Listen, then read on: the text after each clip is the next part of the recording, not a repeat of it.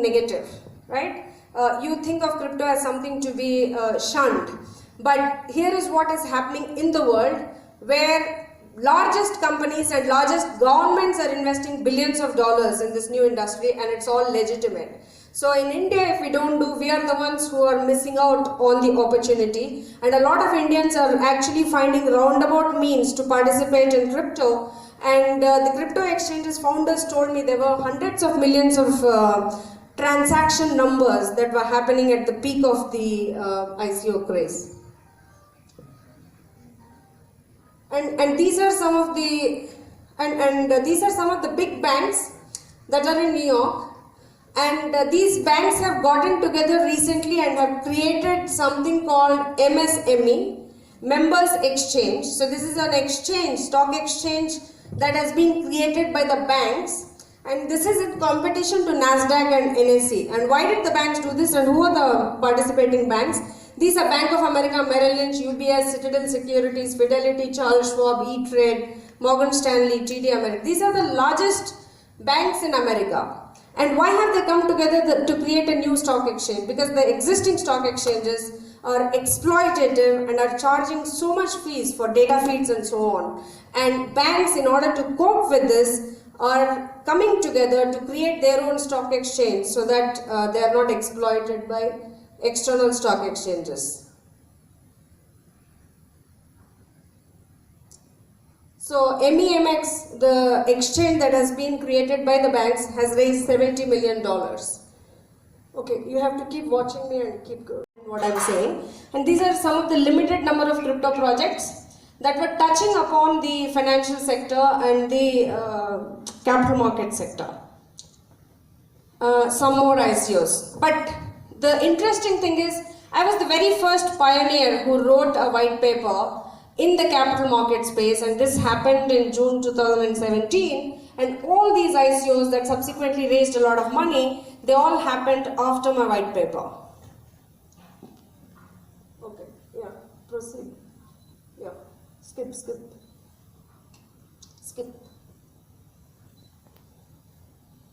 Yeah, no, just, yeah.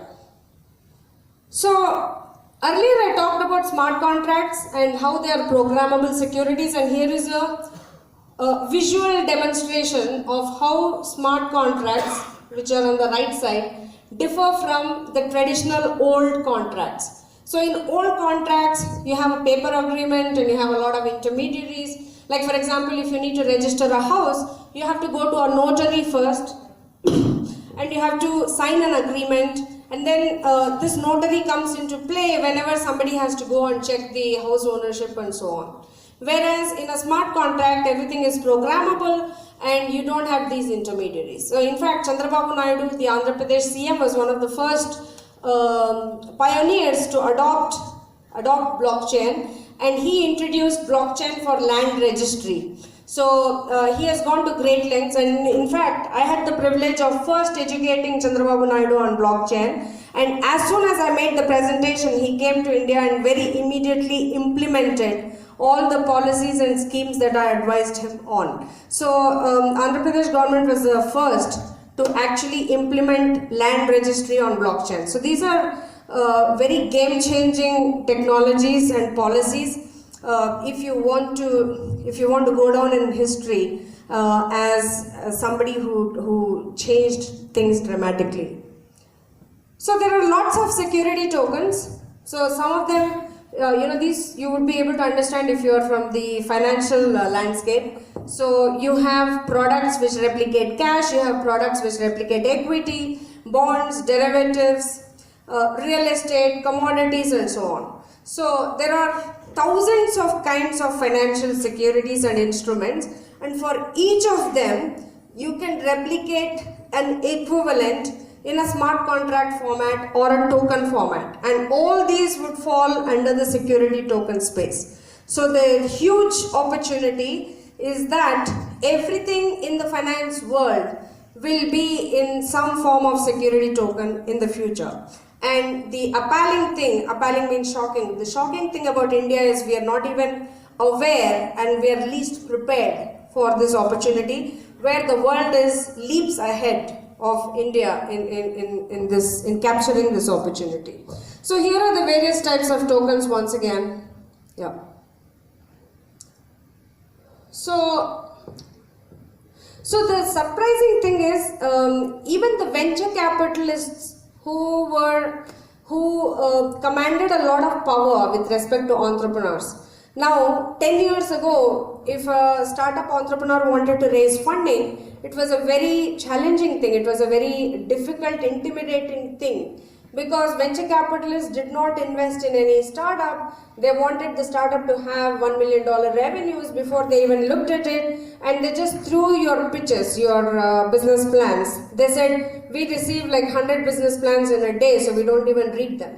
So they are one of the most arrogant lot of people that one can come across, and that is why I try to actively avoid VCs. So the interesting thing that happened in 2017, these VCs were caught in the game where entrepreneurs raised $5.6 billion in 2017 and $20 billion in 2018, and VCs were chasing these opportunities, saying, oh, how can we participate in this new sector and new economy?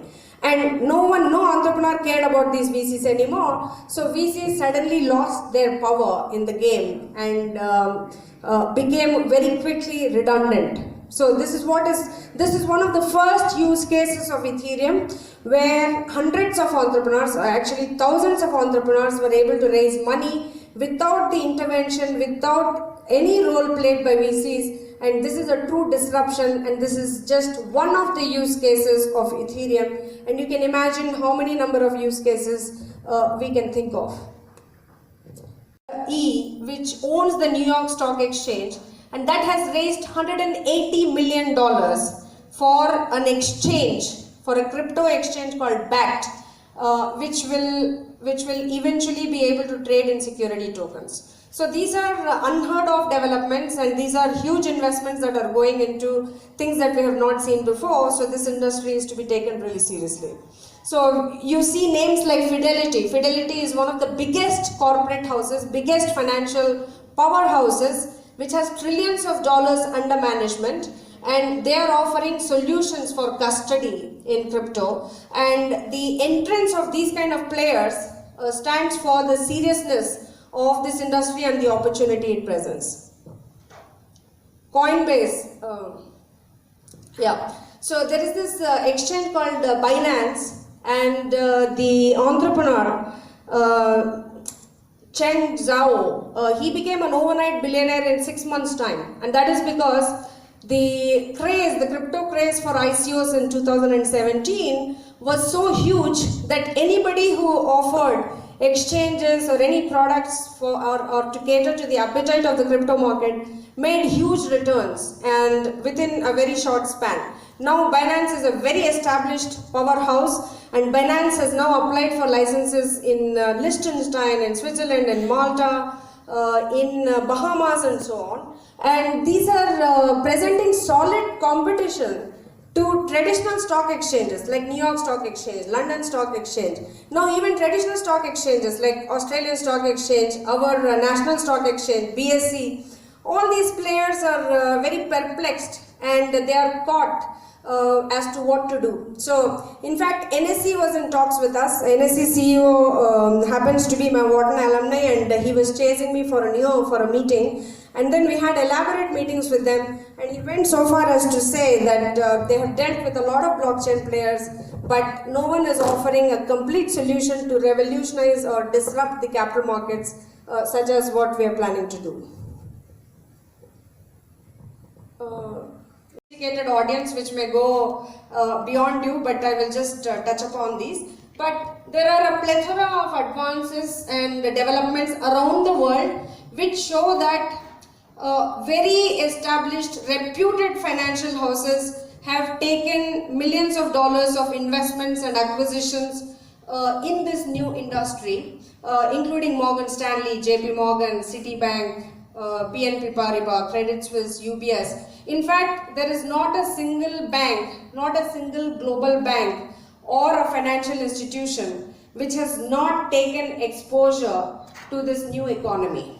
So the only banks that have not taken exposure are the regional banks which are not aware, and security tokens, and eventually Indian regulators were the most uneducated, and we are the last in terms of regulation, so they don't understand anything, and therefore they have completely banned, and they have mandated a committee which has gone to the extent of recommending a complete ban on crypto. So we are the most backward country in terms of crypto adoption.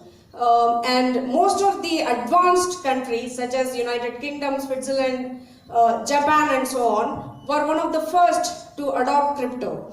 And people have a huge appetite. Most advanced countries like South Korea, Japan, people have a huge appetite. China, there used to be events like these in hotels, and in a matter of seconds and minutes, the companies and entrepreneurs were able to raise hundreds of millions of dollars. There was such huge demand for these projects in countries like China. And when South Korea banned crypto, the public resisted and they protested, and the government had to relent and then lift the ban on crypto. But we, being the most uneducated government ever in history of India, I'll be surprised if we do anything favorable to the citizens anytime soon.